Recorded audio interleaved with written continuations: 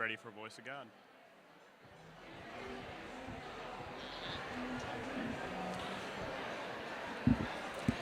Please begin to find your seats. Our program will begin in 10 minutes. Thank you.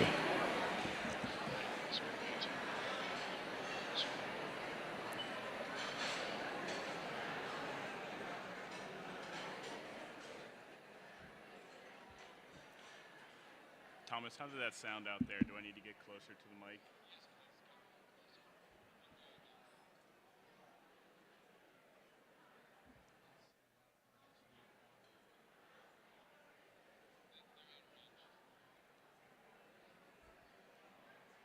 Thomas, do I need to make that announcement again? I'm sorry. Here we go. Please begin to find your seats. Our program will begin in 10 minutes.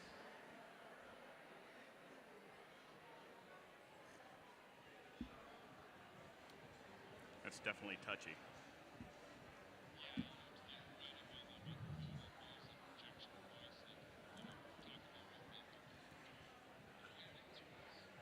My bad, DJ.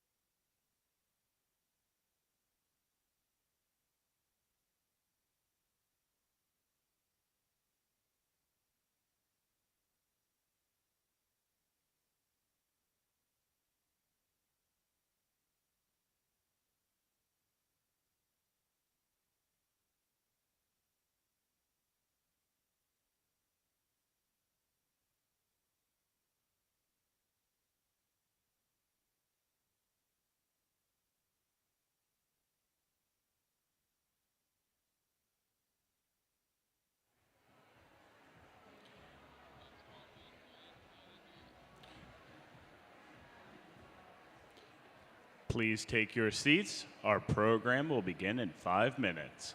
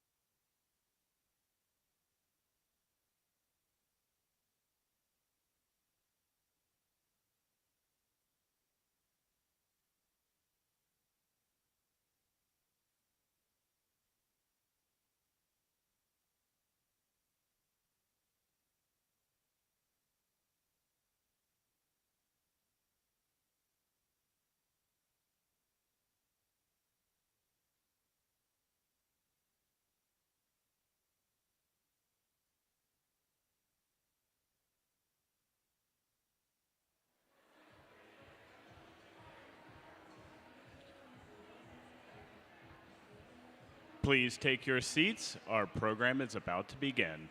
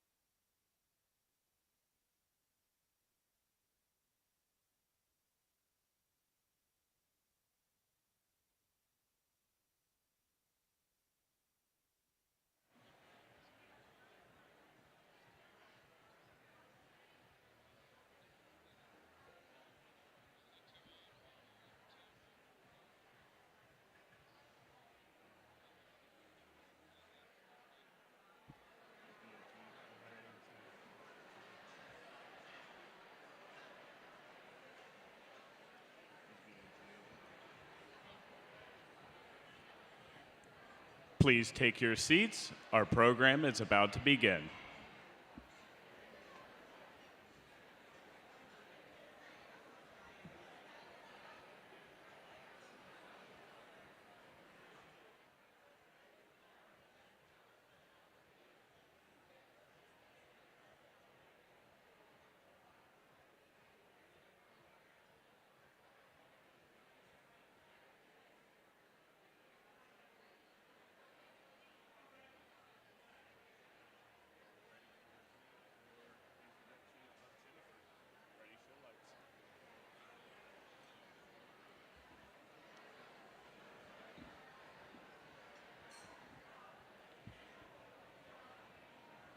Good morning and welcome to the 2023 Cradle to Career Network Convening. Please welcome to the stage Jennifer Blatz, President and CEO of StriveTogether.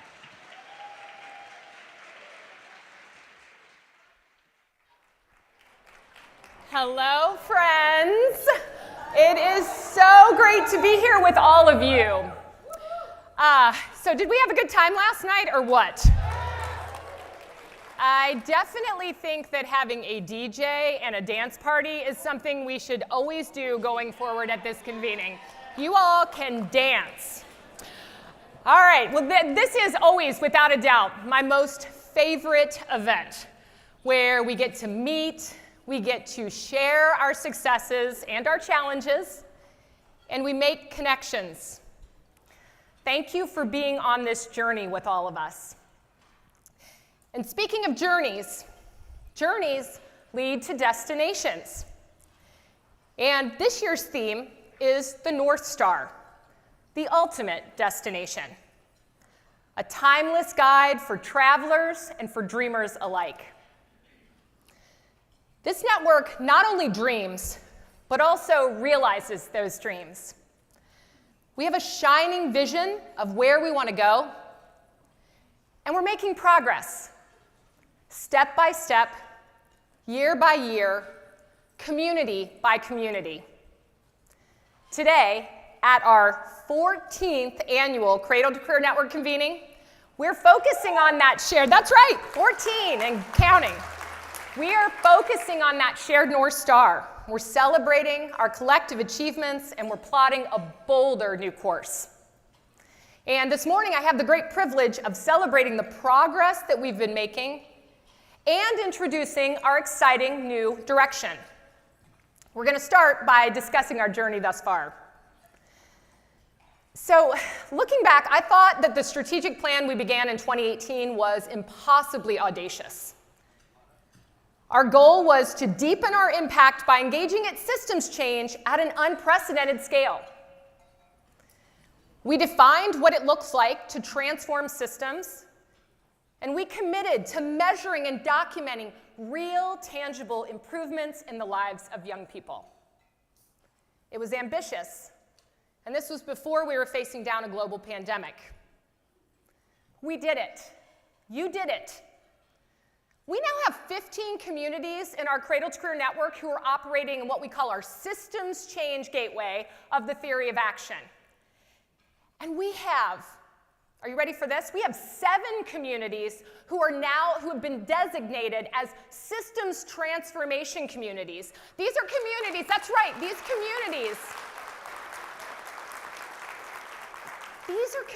are showing what it looks like to not only transform those systems in our community, but institutionalize those systems change so that they can be there for the long haul. And these 7 communities, collectively, they're reaching 2.5 million young people across our country. So I want to take just a moment to celebrate their progress with you. And we'll start with Salt Lake City, Utah, where the mayor of South Salt Lake, Mayor Wood, she established a city office focused on Cradle to Career. That is the literal definition of what it looks like to institutionalize systems change in our communities. Next, in Austin, Texas, E3 Alliance worked to get a policy change implemented that makes advanced math pathways the default pathway for all young people. Not only in Central Texas, but they worked to get this policy implemented across the state of Texas. And this means no more bias tracking. And guess what? Math achievement gaps have started to close. In Dayton, Ohio, in the wake of COVID learning loss, Learn to Earn piloted an intensive tutoring program in Dayton public schools. They put a second teacher in every reading and math classroom. And it got such incredible results that they're expanding this program citywide. In Northfield, Minnesota, Northfield Promise dramatically expanded access to state child care assistance funds, and they built an active network of parent advocates. And I actually got a chance to see them in action when I had the opportunity to go to their state capitol lobby day earlier this year, and it was an incredible force. In San Antonio, Up Partnership, I saw you over there, San Antonio. You all can clap for yourselves, definitely. In San Antonio, you should be celebrating. In San Antonio, Up Partnership aligned more than 85 community partners around a strategy to get more young people ready for post-secondary education. And this includes a new policy where the top 25% of every graduating class gains automatic admission into a local four-year college. That's huge. In Spartanburg, South Carolina, they have been working for years. That's right, Spartanburg. They have been working for years to build a culture of continuous quality improvement within their schools. And it's resulting in drastic improvements in outcomes. And we all know that K-12 outcomes across the country have dropped since COVID-19. Yet the Cleveland Academy of Leadership in Spartanburg just achieved their greatest academic growth and achievement in the school's history. They more than doubled math proficiency and tripled proficiency in reading and science since 2018. That is amazing. And in my home state of Kentucky, the Appalachian Cradle to Career Partnership sprung into action in the wake of the historic floods. By organizing community emergency meetings, they realized that they could work together to outfit a vacant building in the community as a pop-up school so that they could replace the one that had been destroyed as a result of the floods. They got that school up and running in record time, and they kept young people in that community learning. These are just some of the incredible examples of how Cradle to Career partnerships impact communities, especially in the midst of crises, whether it's climate disaster or global pandemic. Your hard work and your clear impact is why our network has continued to grow and is currently reaching 1 in 7 young people across the nation. It's powerful and it's inspiring. In 2018, when we introduced our previous strategic plan, we had no idea of the scale of impact we'd collectively make. And what we've done, what you've done, is nothing short of amazing. But we're not finished, not even close. Just wait and see what we are about to accomplish. I don't know about you, but I am really getting tired of defining our goals in terms of what we think is possible versus what we know is necessary. And here's what we know is necessary.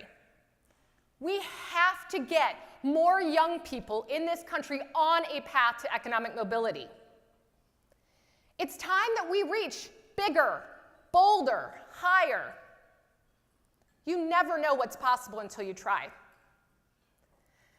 And trust me, this group of leaders, the people in this room, you have the power to make the work that we know is necessary possible.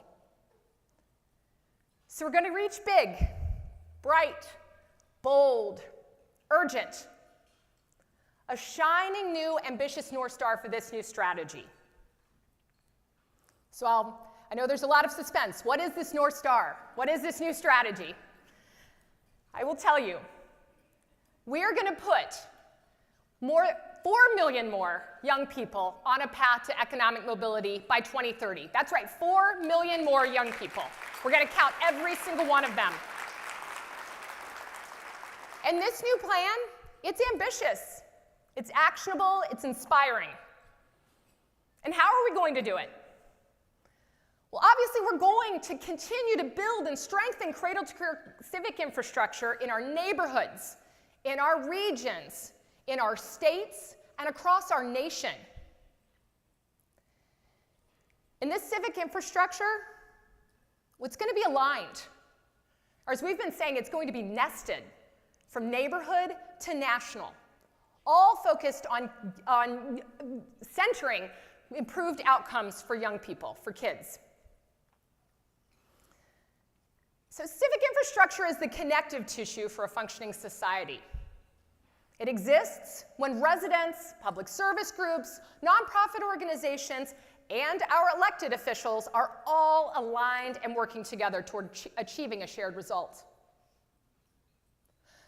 So what is the desired result of this new civic infrastructure that we're building? It's that every child, regardless of race, ethnicity, zip code, or circumstance, has every opportunity to thrive and reach their full potential. Every child. Cradle-to-career civic infrastructure places young people at the center of systems and systems change. And we know we can do this. We're already doing this across this network. I just gave you 7 examples, and there are so many more in this room today. And yet, there's more to be done. We need to do more. We can do more. And in this new strategy, we're going to do more. We have 4 priorities to help us, to help all of us achieve our audacious goals. This plan builds on the work over the past decade and the results that you're already achieving. First and foremost, we're going to work to strengthen our Cradle-to-Career network.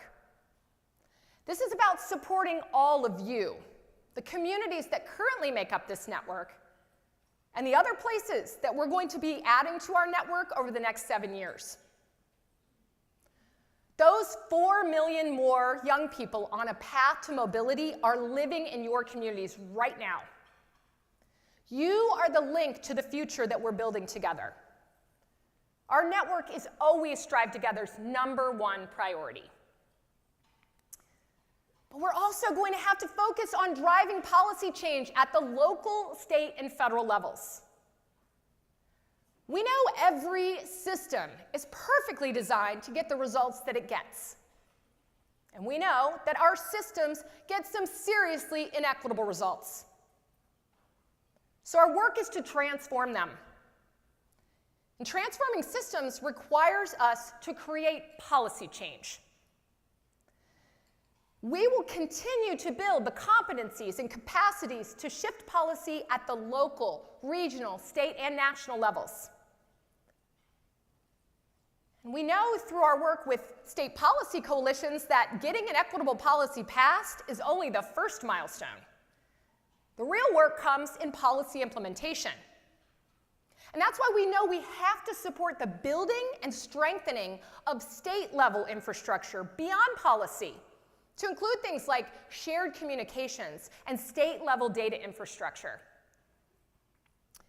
Our third priority is all about talent and scaling core competencies through our StriveTogether training hub. How many of you have taken a course in the StriveTogether training hub? Raise your hands.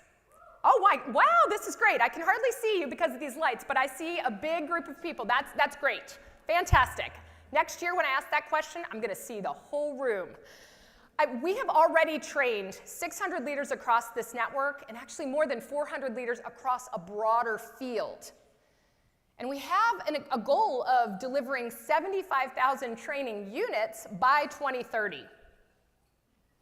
StriveTogether's training hub is an important tool for spreading and scaling our proven methodology. We're going to continue to build courses and workshops and spread this approach throughout the network and the broader field to ensure that everyone, from parents to policymakers, have the skills and the tools they need to transform systems and get better, faster, and more equitable results. Finally, we heard from all of you loud and clear that throughout the strategic planning process, that one of our priorities has to be about building the awareness and the demand and the understanding for the civic infrastructure I've been talking about.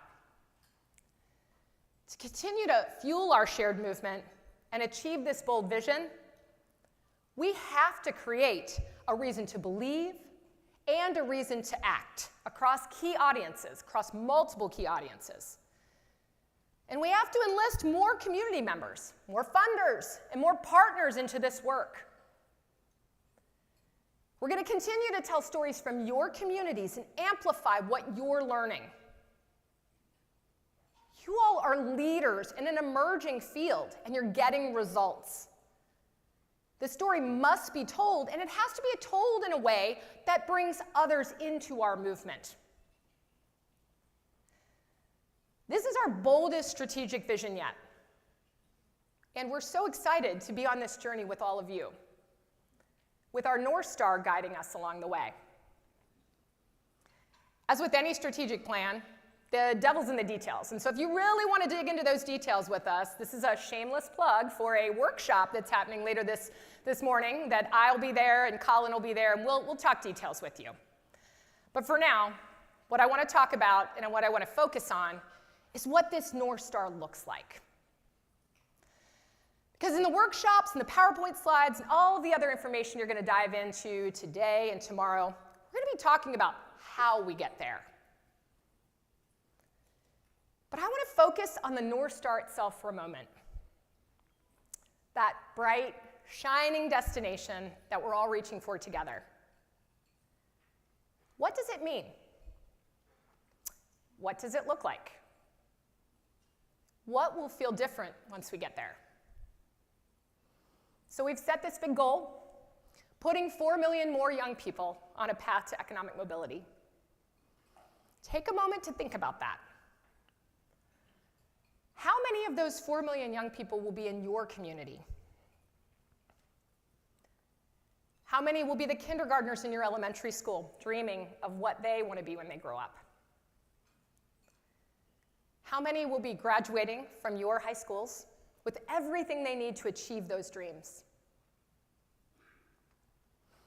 How many in your community will have access to living wage jobs that support the dreams of their families?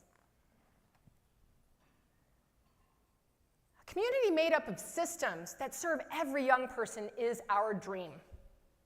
And this network is going to make that dream a reality. And this reality looks like more children in your community in thriving, safe schools with highly qualified teachers and the resources they need to learn and grow. It looks like more young people going on to get a credential or a college degree. It looks like more residents in your community getting prosperous jobs and building stability. It looks like more families in your community having access to food and shelter and healthcare. It looks like more young people in your community not only building their own futures, but building the futures of their cities, states, and the nation with the civic skills, leadership, and empowerment to make the world a better place for the next generation of children and future generations after that. This is what it's going to look like when we reach our destination. We're on a journey together. We're the travelers and the dreamers that I spoke about at the outset. We're following this North Star to a reality that I know we're all going to achieve. And if this goal, this shared goal, of putting an additional 4 million young people on a path to economic mobility by 2030, if this goal seems audacious to you, or even impossible, I'm going to tell you something. I believe we're going to do even better. I think we're going to end up reaching even further and higher and helping even more young people on this path. Because I know that the partnerships and the skills that you all have are almost as big and powerful as your hearts. And I know that together, there is nothing that this group cannot do. So as I come to an end today, I want you to take a moment and think about why you're here. Why do you wake up every single day and do what you do. Think about the young people in your community. Maybe picture just one student. Are you ready to make this commitment? We're talking about 4 million more young people on a path to economic mobility. It won't be easy. It is necessary. And it most definitely is possible. How many of these 4 million young people will be in your partnership help? How many will you commit to? What is your piece of this goal? Figure that out. Name it. Be specific. Find me over the next 2 days and tell me your number. That's my call to action to each of you. And know that you're not alone. We're all in this together. We strive together. We're here to support one another along the journey, letting our North Star guide us, inspire us, and keep us on this path. It is my honor to be on this journey with all of you. And onward we go. Thank you.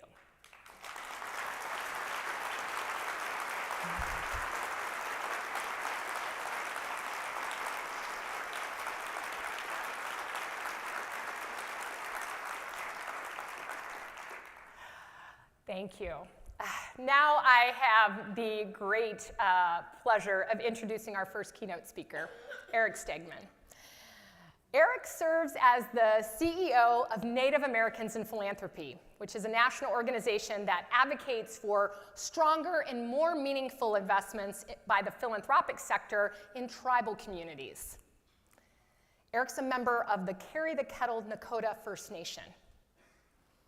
He previously served as executive director for the Center for Native American Youth at the Aspen Institute. And he's also held positions at the Center for American Progress, the Senate Committee on Indian Affairs, and the Obama administration as a policy advisor to the Department of Education. I had the privilege of first meeting Erik about 2 years ago when we both had the opportunity to participate in a roundtable discussion where we reflected on the last 10 years of collective impact. And I'm so thrilled that he accepted our invitation to join us today. I know you're going to enjoy hearing from him and hearing his story. And without further ado, I would like to introduce Erik.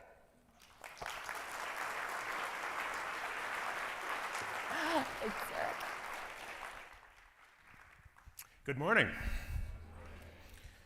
It is such an honor to be here, and it was great to be able to follow such an exciting vision that StriveTogether has. And Jennifer, I really appreciate you and your team for putting together this important conference.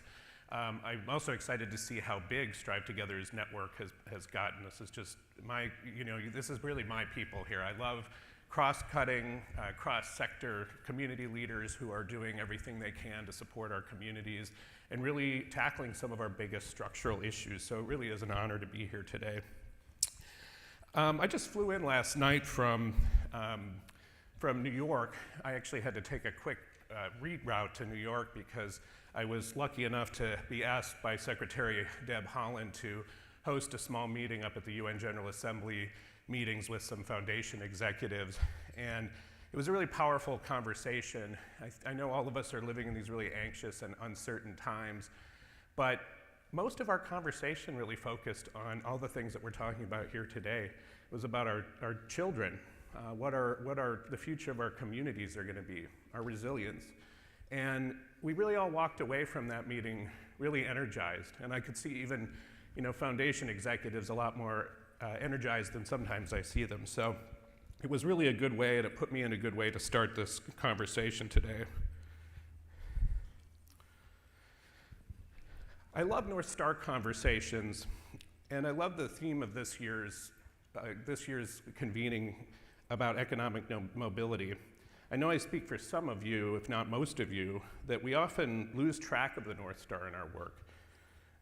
We know that the daily of our work is trying, it's emotionally taxing, and it leads to burnout all the time. We're all in this work for our communities together for a common purpose, but we don't often have the luxury to think big about what we're trying to achieve.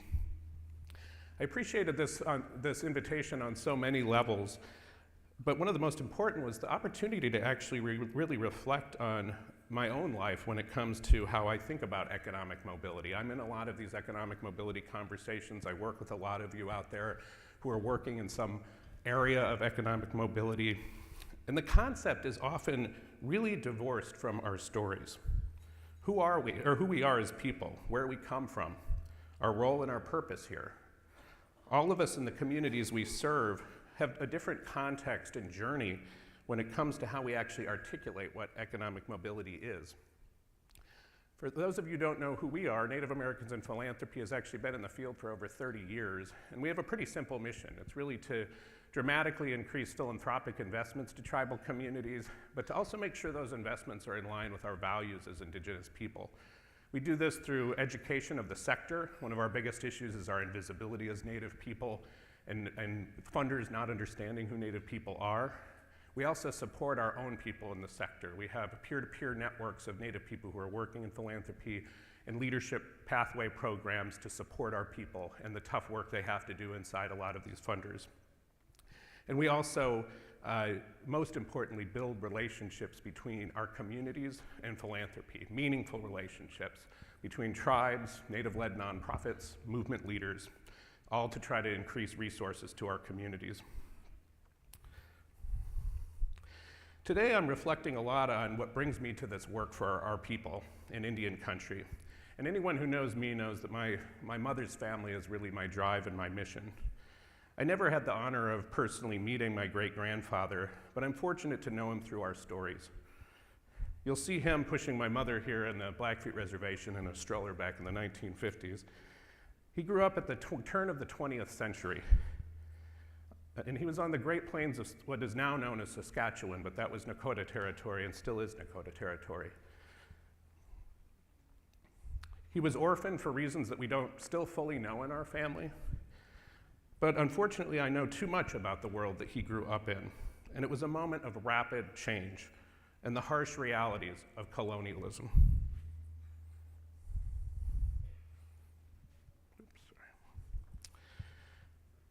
He grew up knowing his language. I don't really know what he learned from his cultural teachers back in his community, but I did know from our stories how much he brought with him throughout his life. But unfortunately, like so many of our children across many different continents, he was forced into a residential school called the Regina Indian Industrial School. For those of you who aren't aware, these schools were part of intentional policies in Canada and the US, and actually several other countries, which was a policy of assimilation. These schools were constructed to forcibly remove children from our families, and they were put in these schools where they were disciplined for speaking their culture. They were sexually assaulted. And the entire purpose was to assimilate them. The famous architect of the US program, which was the program that really spurred a lot of these programs in other countries, famously said that the entire intent of these schools was to kill the Indian to save the man. Kill the Indian to save the man, in other terms, was really about the economy.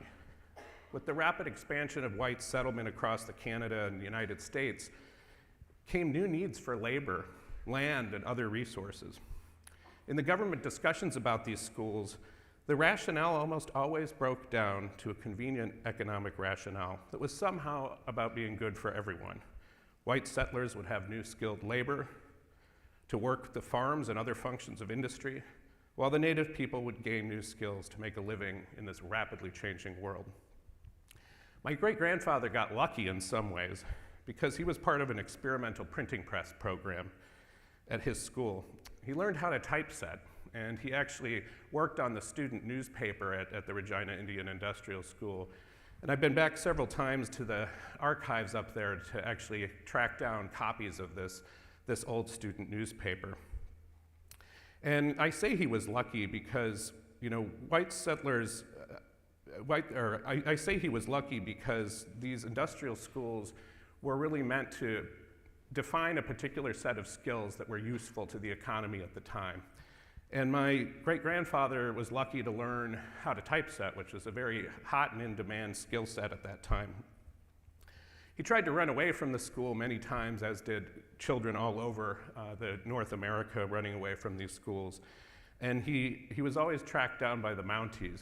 I remember growing up, one of the things I didn't understand about our family stories was that my great-grandfather hated the Mounties. And I grew up watching Rocky and Bullwinkle, so all I knew was Dudley Do-Right, right?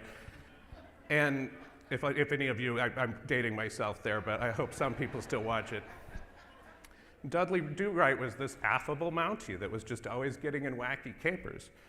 But when I grew older, I learned that they were really the ones who were in charge of rounding up the kids.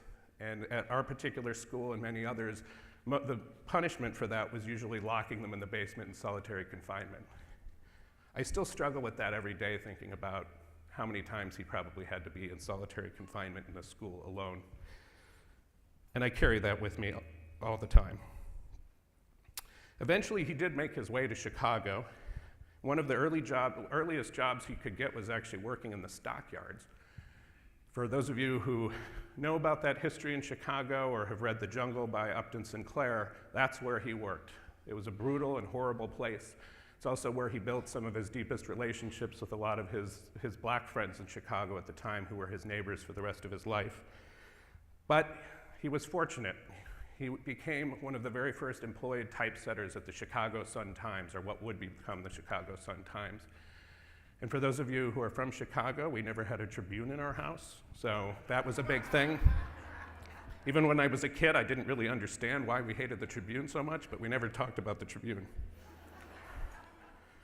He married an Irish Catholic woman with a wild spirit, and they had a house and a car throughout the Great Depression. He was part of a small Indian professional class in Chicago.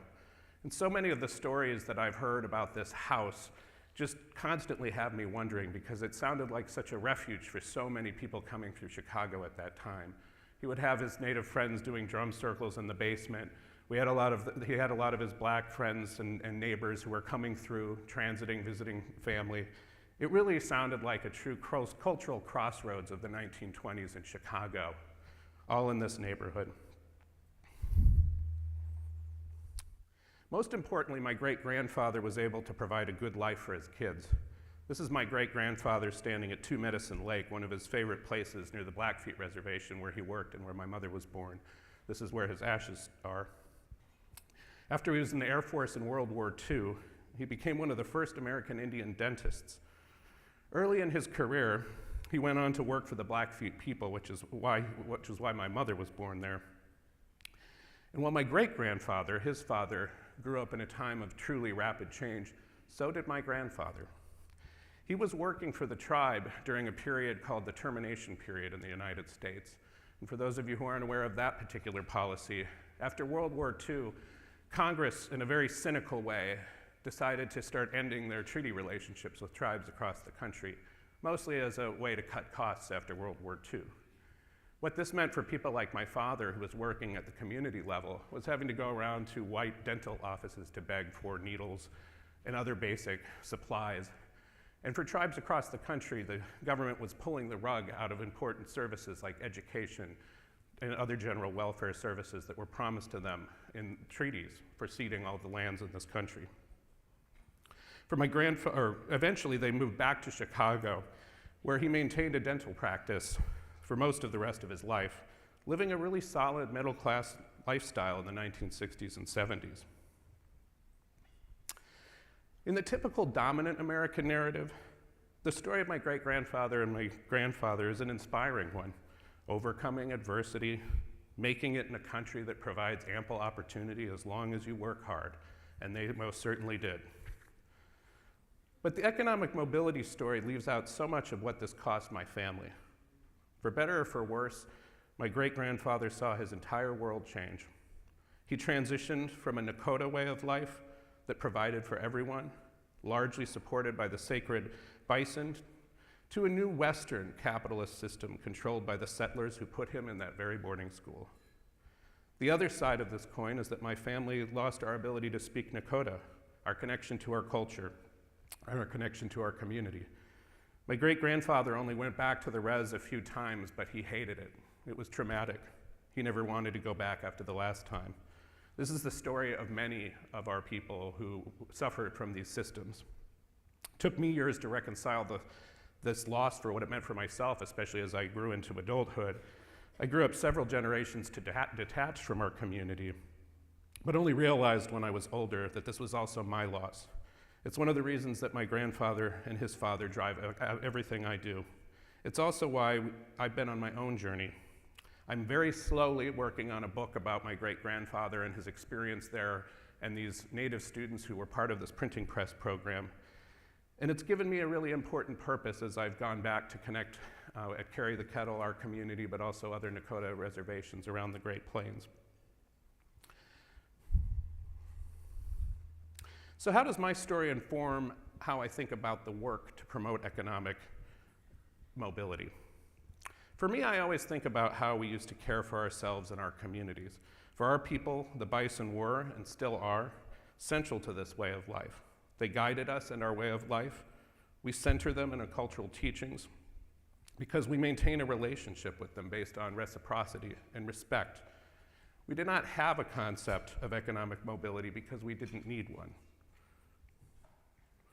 What my great-grandfather watched in real time was the imposition of an entirely new system and worldview. This is the context of what we are all tackling today. Too often we forget that the systems we navigate were imposed on us, whether it's Western capitalism, the juvenile justice system, or global food systems.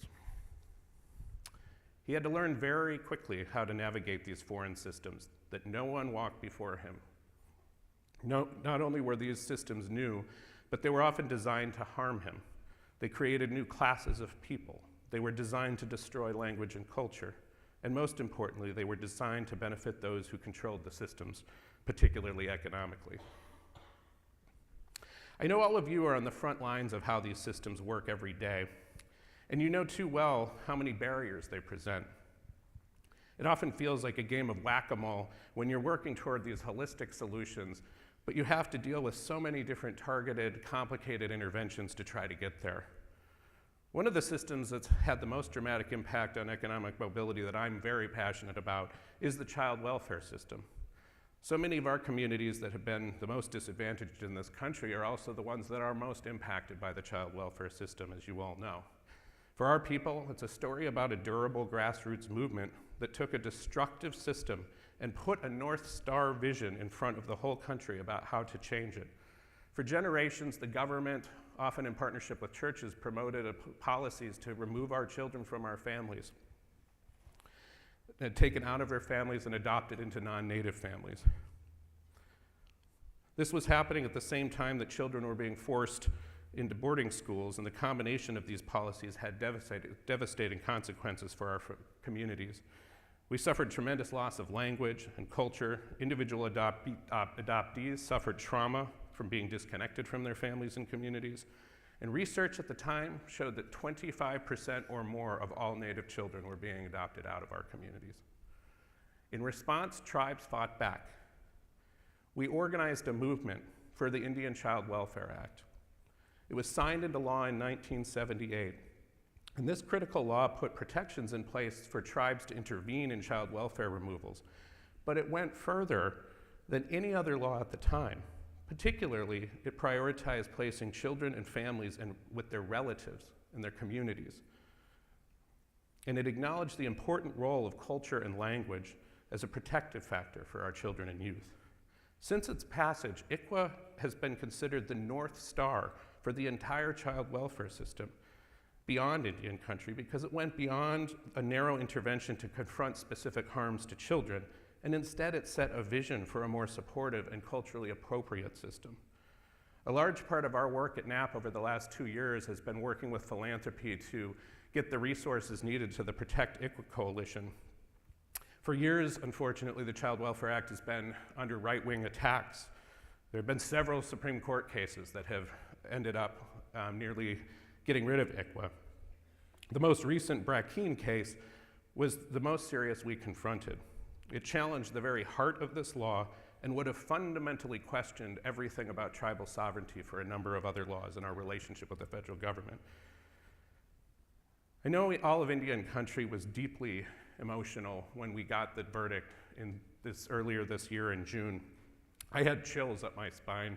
I was crying in an airport. I remember I was on a Zoom with someone, I don't even remember who, and we saw that the Supreme Court upheld ICWA in a 6-2 decision. Not only did they draw a line in the sand about attacks on this critical law, but it fundamentally validated tribal sovereignty. While we have so much work to do to turn the tide on these destructive systems, the generations who have fought for these protections are the reasons our children are still able to grow up in the communities with their culture. This also brings me to why I care so deeply about youth leadership, and this is one of the things I most love about this network, is how focused we are on the success and the health and the wellness of our young people. I grew up in Seattle, where my family still is. I was an organizer in the urban Indian community there, but I was also a gay man and part of the queer youth safe schools movement in the 90s. So I really care a lot about organizing. I know the power young people have to achieve long-lasting impact in our communities. When they have the power to ground us in our culture, it's also really powerful. Who knows what my great-grandfather's trajectory in life would have been with systems focused on protecting Native children rather than killing the Indian to save the man. But what I do know is that he would be proud of what I see every day with our Indigenous youth leaders across the country and what they're doing. In my last role, I had the honor of running the Center for Native American Youth at the Aspen Institute, and I get to work with this amazing national network of Native youth leaders all over the country. We co-designed leadership and advocacy platforms, anything we could do together to build voice for our Native young people. And one of the things that I was really honored to bring into our current program at Native Americans in Philanthropy was something I cooked up with them back then. And it was funny because I work with these young people all the time, all over the country, and they were always coming to me saying, "Hey, Erik, these programs are great, but where the heck does all this money come from?" And I started to realize they were asking me about what institutional philanthropy was. And philanthropy is a pretty weird and a really foreign sector for most of us. Most of us don't really know what it is. It's had its own destructive issues in our communities. But I decided to start bringing these youth leaders on the road with me, which I should have done a long time ago. And it was amazing to just sit down in these meetings with foundation executives to just learn from Native youth leaders and their own experience, talking about the issues that matter, but mostly having them walk out of those rooms more inspired than they'd been in a long time because of the kind of work that our young people are doing on the ground every day.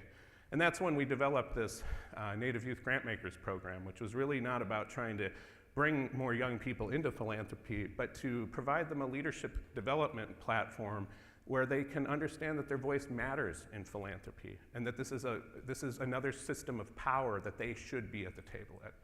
And so we're in our second cohort this year. Actually, they were all just meeting in Washington, D.C. Last week. And it's been an incredible opportunity for us to be able to have them bring all of that knowledge, all of those important initiatives that they're undertaking, and to have them supported in a national platform to this sector to better understand what young people are doing across the country.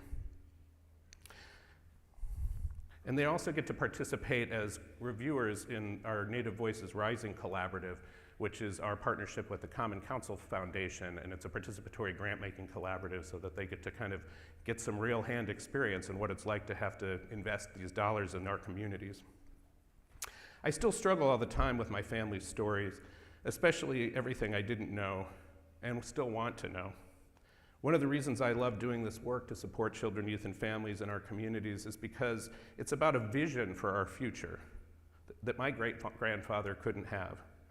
Though we've lost so much in our tribal communities across the country, the strength of our people and our cultures has always been there and will always be our North Star. Thank you to all of you who do this work. I hope that you find the same medicine in every day that I do. Thank you.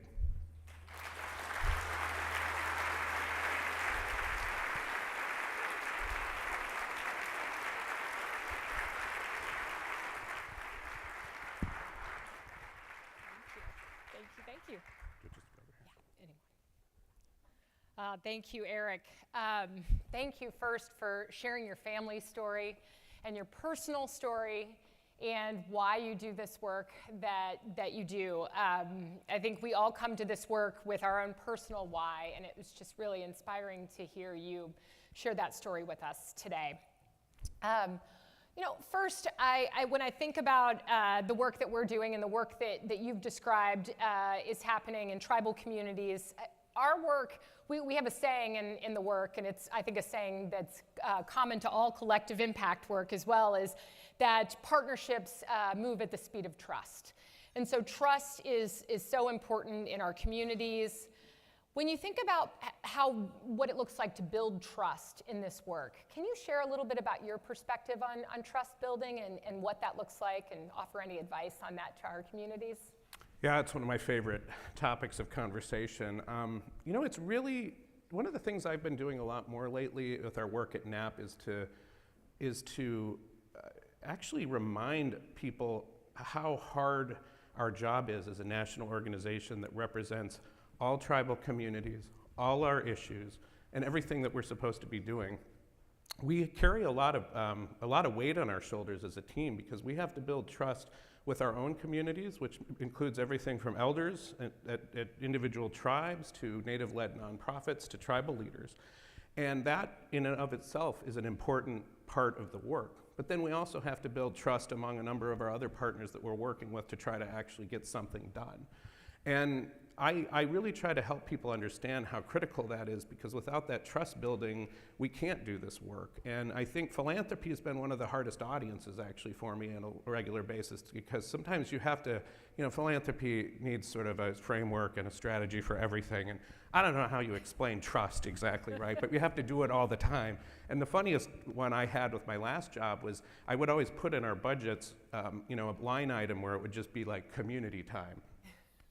And that was always the biggest fight I ever had in philanthropy. Even the most well-meaning program officers like, well, what are the outcomes? I'm like, oh, we're going to go hang out on the res, and I don't know. I mean, we don't know the community very well, so. And I mean, the look on their face was like priceless, right? So, and I would fight over it because I knew that if we were going to work with those communities, I wasn't going to just go in there and helicopter, and we were going to build some kind of lasting relationship, and I expected some kind of an accountability from them to us, right? So. Those are the kind of little ways it operates sometimes that you just constantly have to point to. Yeah. Thank you. Obviously, what you've shared resonates with all of us as we think about what it looks like to build trust in our communities. One thing that a lot of communities increasingly are thinking about is how do they build relationships and connections with the tribal communities in their region, in their areas.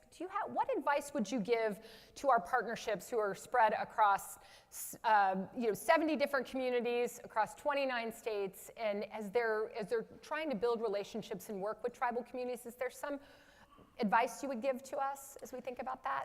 Yeah, this is another one that I've struggled with over the years because I know how hard it is just when people are not from any community to try to figure out what the right way is to approach a community, who in the community.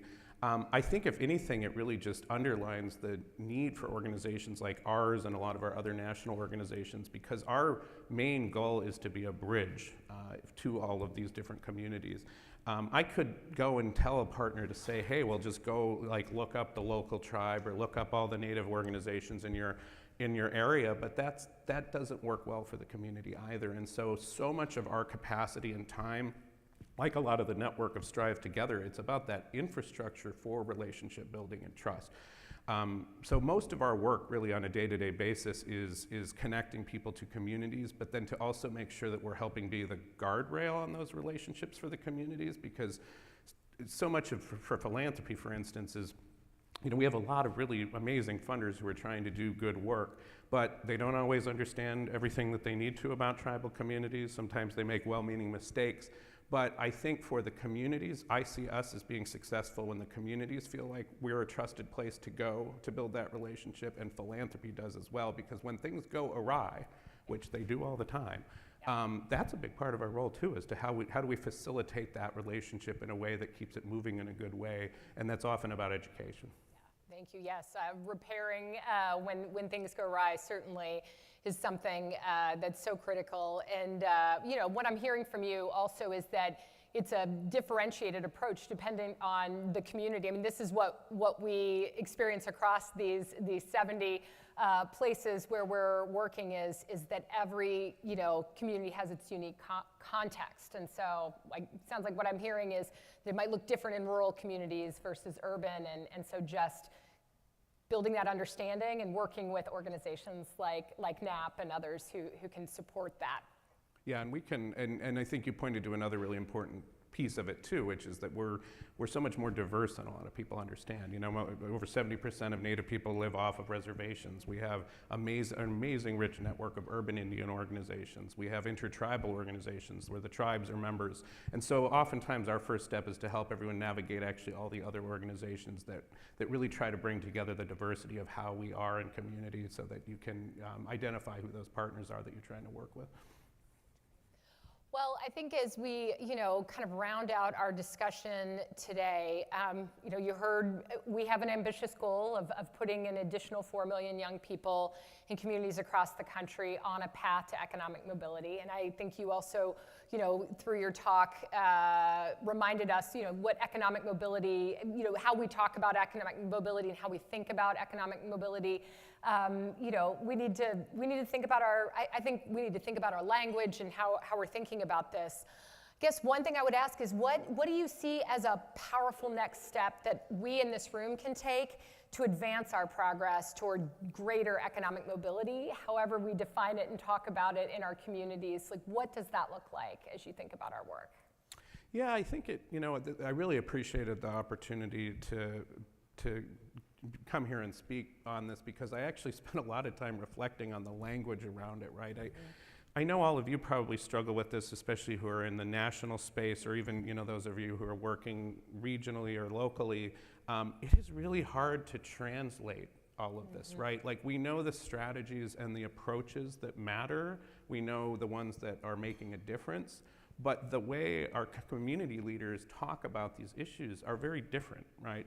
And so I think one of the things that I'm trying to do at NAP, at least, and I feel it's really important that we continue to do networks like this, is to figure out how to have those community conversations that are around the vision and to bring in as many of those voices as possible that are actually talking about a lot of these strategic directions that we're trying to go, but are relating it and telling that story around that work. I think part of what I was trying to do and kind of breaking down how I looked at economic mobility is that we know the stories of these systems, right? These systems that mostly have been barriers and often are not creating any solutions. But we need to start with those stories first so that we can bring as many people into these strategies, these conversations, and to build that buy-in to really achieve what we're trying to get done with these very complicated strategies and these really important, ambitious North Stars that you're trying to work toward. Yeah, and I think, in addition, it's, I think this is evident in the work that you've done throughout your career as well as enlisting young people in this work and young people at an early time in continuing to kind of build the story and share the stories that we're working towards as we get on this path. Yeah, and I'm glad you raised that because one of the reasons I wanted to raise that one program, we have a lot of different programs, but it's because so often our young people are not listened to. We think we're listening to them sometimes, but when I had these youth leaders coming to me asking me about institutional philanthropy, normally what we'd do is we'd write them off saying, oh, they don't care about this stuff, right? But they really cared about it. And now it's pretty crazy. Like, we had so many people applying to this program because the first cohort loved it so much that now we're trying to figure out, oh, geez, what other pathways are we going to try to connect these with our other organizational partners? So I really appreciate that you underline that because I think the more we really bring young people in a meaningful way to this work, that's what's going to get us there because we're talking about their future. Yeah, absolutely. And that is what I think gives me, and I know gives all of us, hope for our future. We're going to obviously continue to fight and protect policies and have wins and have setbacks. But if we are continuing to enlist our young people in this work and listen to them, I know that we'll be able to achieve the goals that we're working to achieve. So Erik, thank you for being with us today. Thank you again for sharing your story and your great-grandfather and your grandfather's story and your personal story with us today. It's just been wonderful to have you here with us, and we look forward to many opportunities to partner with you and NAP going forward. So, Well, thank you for having me. I appreciate it.